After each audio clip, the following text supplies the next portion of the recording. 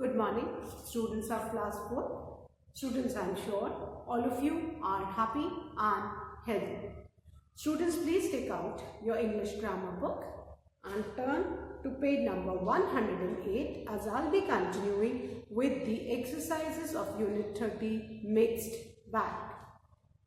Students, please take out your English grammar book, turn the page to page number 108 as I'll be continuing with the exercises of Unit 30 Mixed Bag. Students, in this unit, there are assorted exercises of the taught units of this book. And by doing this exercise, in a way, we'll be revising the taught units of this book. Students, in my last video, I had completed exercise 1 and today I'm going to start with exercise 2, that is change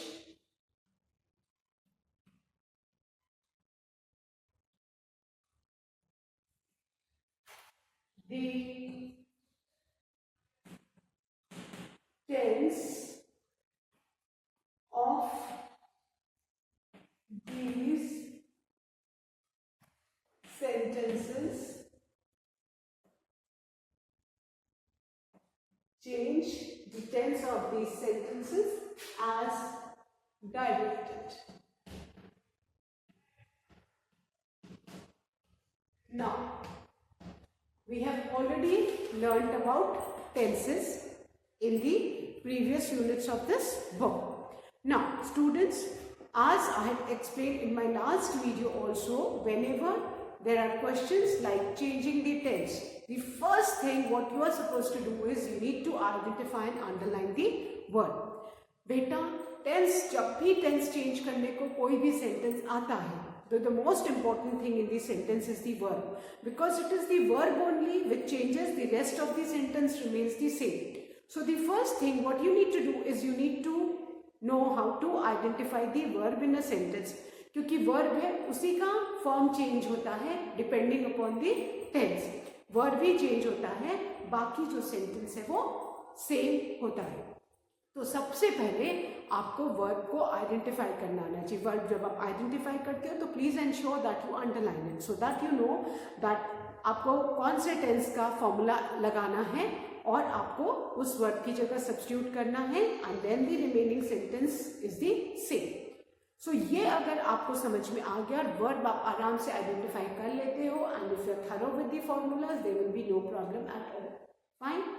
and verbs क्या होते हैं, जो भी actions होते हैं, जो भी doing words होते हैं वो वर्ब होते हैं, जिनसे पता चलता है कि क्या काम सेंटेंस में कौन सा एक्शन वर्ड है, कौन सा काम वाला वर्ड है, वो वर्ब है. Fine. Now we are going to start with the first one and the first one is I talk to my friends. ये आपका सेंटेंस है, ठीक है. आप इसको हमें किस चेंज में करना है, हमें किस टेंस में चेंज करना है. ब्रैकेट में लिखा है present continuous, present continuous tense. किस टेंस में बेटा चेंज करना है, प्रेजेंट कंटिन्यूअस टेंस में, ठीक है. अब इसको चेंज करने के लिए हमें सबसे पहले प्रेजेंट कंटिन्यूअस टेंस का फॉर्मूला पता होना चाहिए. तो प्रेजेंट कंटिन्यूअस टेंस में हम is and are plus ing form of verb use करते हैं, ठीक है. इन तीनों में से एक is and are depending upon the subject, ठीक है. Plus the form of verb, are plus ing form of verb. ये इसका फॉर्मूला है. अब इस plus ing form of verb हम कब लगाते हैं, जब हमारा जो सब्जेक्ट है वो क्या हो, सिंगुलर. सब्जेक्ट हमारा जब सिंगुलर है तो हम इस प्लस फॉर्म ऑफ वर्ब लगाते हैं। जस्ट भी टेंस में कंटिन्यूस वर्ड है, दैट मीन्स उसके वर्ड में आपको ing लगाना है। ये पहले आप अच्छी तरह से याद कर लो। जस्ट भी वर्ड में कंटिन्यूस है, दैट मीन्स कि वर्ड का ing फॉर्म ही होगा। Eat eating, dance dancing, write writing, walk walking, sleep sleeping. तो कंटिन्यूस इंडिकेट करता है कि वर्ड ing फॉर्म में ही होगा। ठीक है, हम एम कब लगाएंगे? जब हमारा सब्जेक्ट सिंगुलर आई होगा, तो हम am plus ing form of verb use करेंगे। हम आर कब लगाएंगे?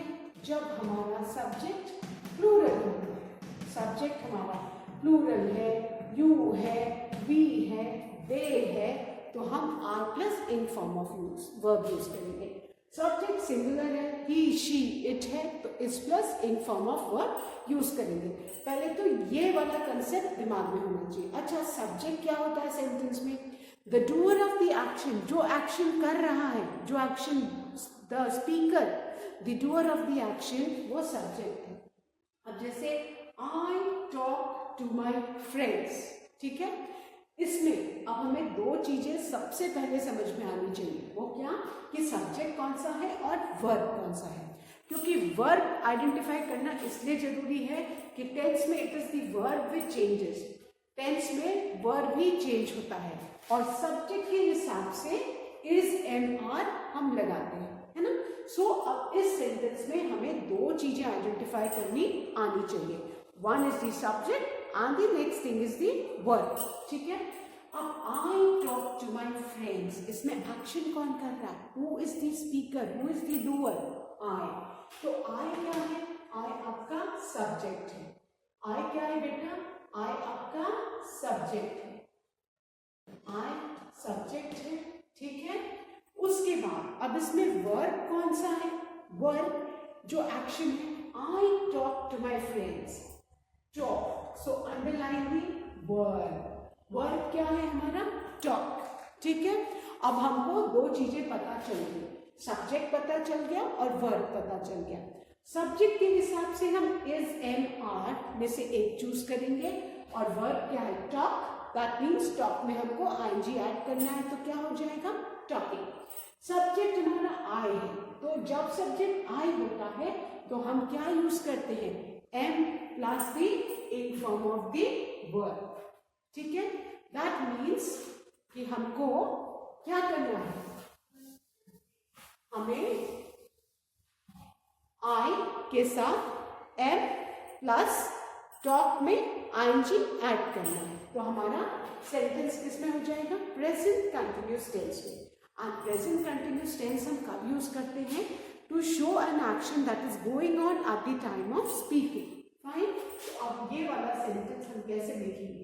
आई सब्जेक्ट है, इसके साथ हम helping word present continuous tense में क्या यूज करेंगे? एम। टॉक में ing लग जाएगा तो क्या हो जाएगा? Talking. So I am talking, हमने एम टॉकिंग किसमें कर दिया? प्रेजेंट कंटिन्यूस टेंस में। कैसे